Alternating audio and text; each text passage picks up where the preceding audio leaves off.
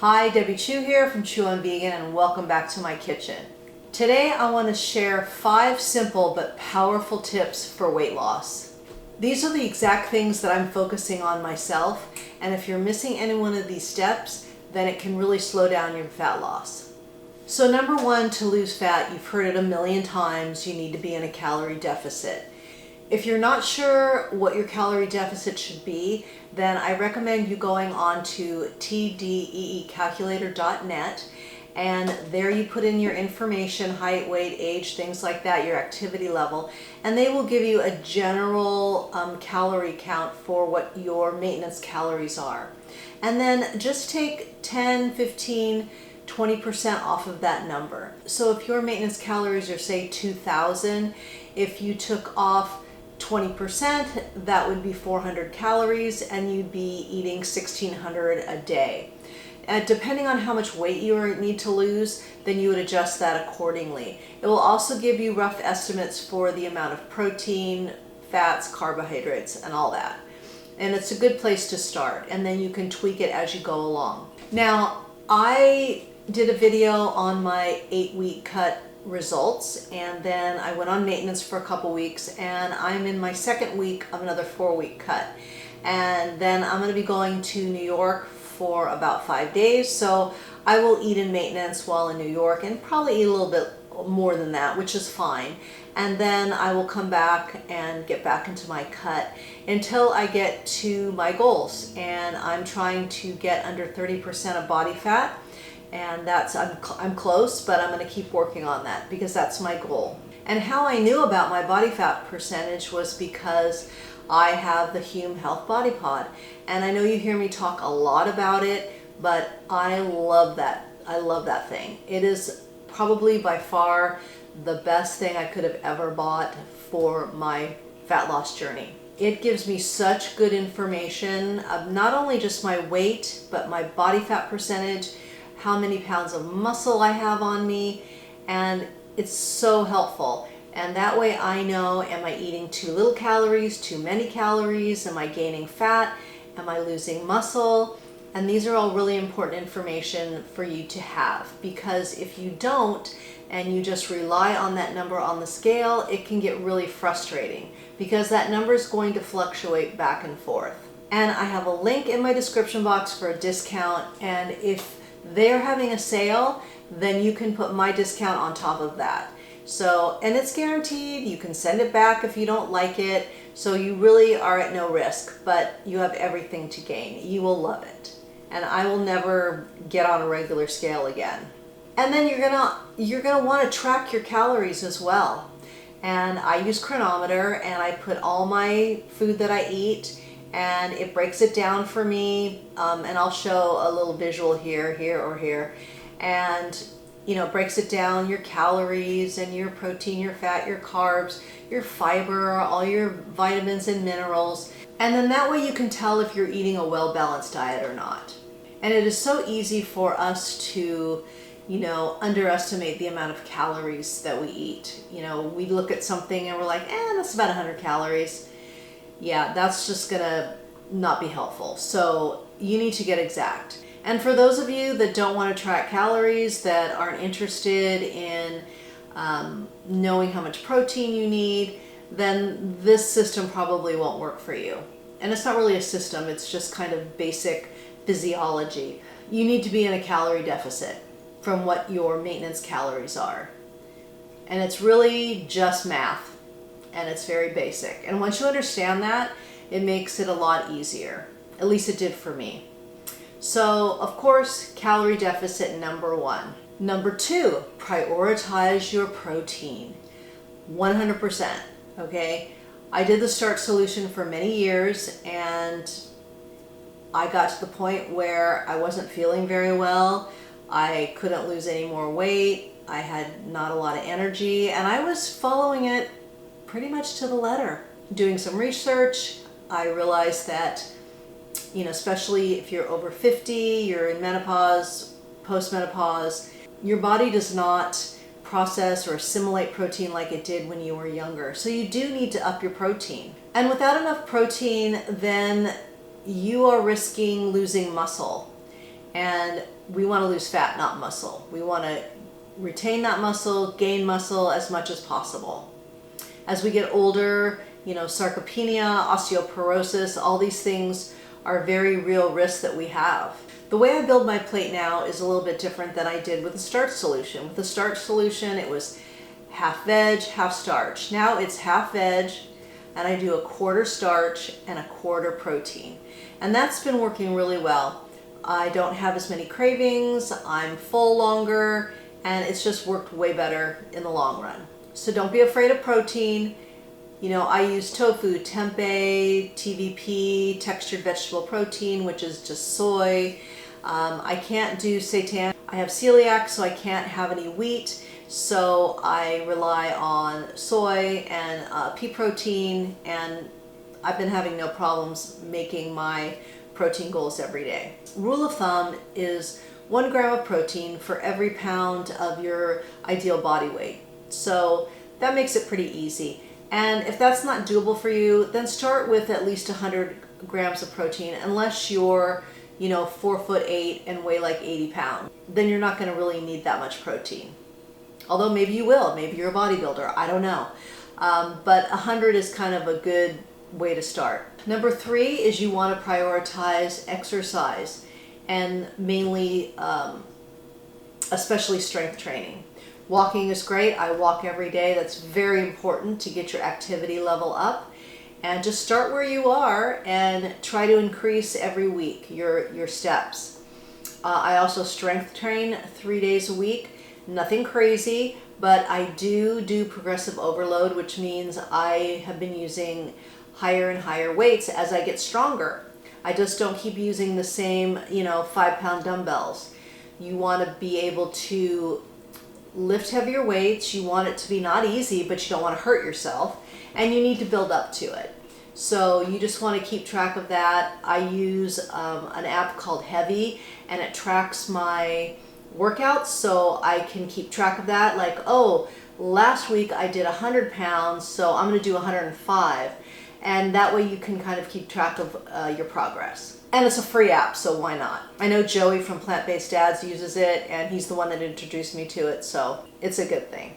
And strength training also tells your muscles like, oh, okay, muscles, I need muscles, so I better make some muscles, because you're trying to lift heavier and heavier things. And I saw something, and I love this motto. It's like, I'm not training for today, I'm training for my 80-year-old self. So I can bring in groceries, open my pickle jars, I can be independent. That's what I'm training for. I'm not training for a bodybuilding contest, I'm not training for a marathon.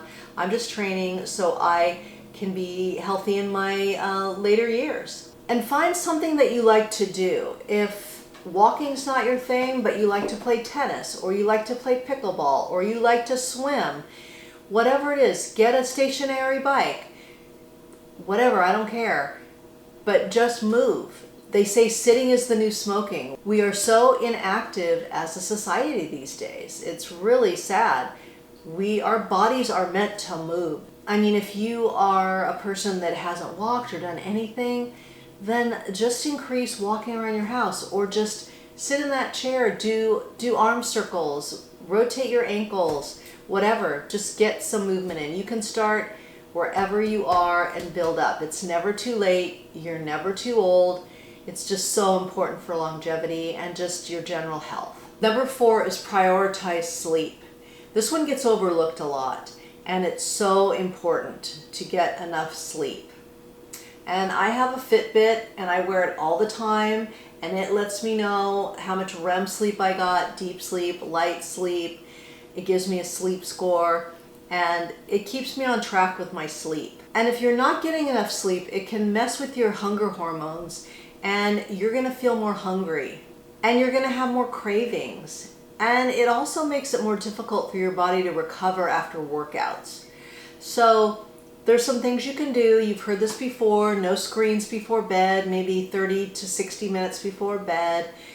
You could take a supplement like Calm, which has magnesium in it, to help relax you. You can do some meditation. I know for me, when I'm at night and I'm editing and I'm doing things on the computer, If I try to go to bed right after that, I am just lay there awake. It's not good. I need to get off the computer and just kind of unwind. You could read a book, listen to some music, and make your bedroom a place for sleep. Don't have the TV on. Make that your little sleep sanctuary and just use it for sleep, and you're going to do a lot better. And when you're going through menopause or postmenopausal, then your hormone changes can definitely affect your sleep. So you may need a little help with taking some magnesium, and that's a really good conversation to have with your doctor. If you are not getting enough sleep, if you keep waking up, then you might want to get your hormones checked. They may want you to start some kind of a supplement. So always check with your doctor. And then number 5, you've heard it a million times, hydrate, drink water, drink enough water. Not having enough water when you're dehydrated can feel like you are hungry when you're really just thirsty. So, wake up and drink a glass of water first thing before you have your coffee or anything else. Without good hydration, it can slow down your metabolism and it can increase your cravings. You're going to feel tired, less energy, and it's just really important. And your body's going to struggle to burn fat more efficiently, so it can mess with that as well. And then a bonus tip is avoid alcohol. Alcohol is going to mess with a lot of things. It's going to mess with your sleep. It's going to mess with your overall calories.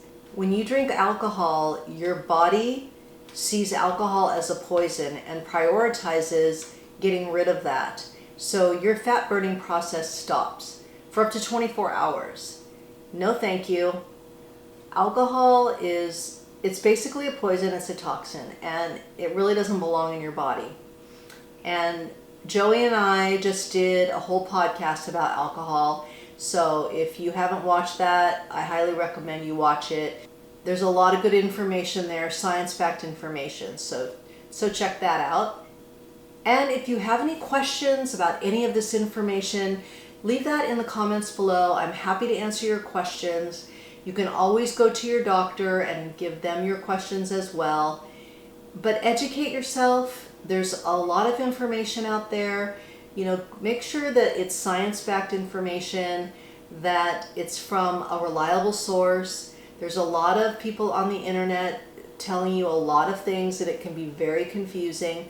But if you just keep it simple with these 5 tips and just incorporate those in your day, every day, I think you're going to see a lot more progress.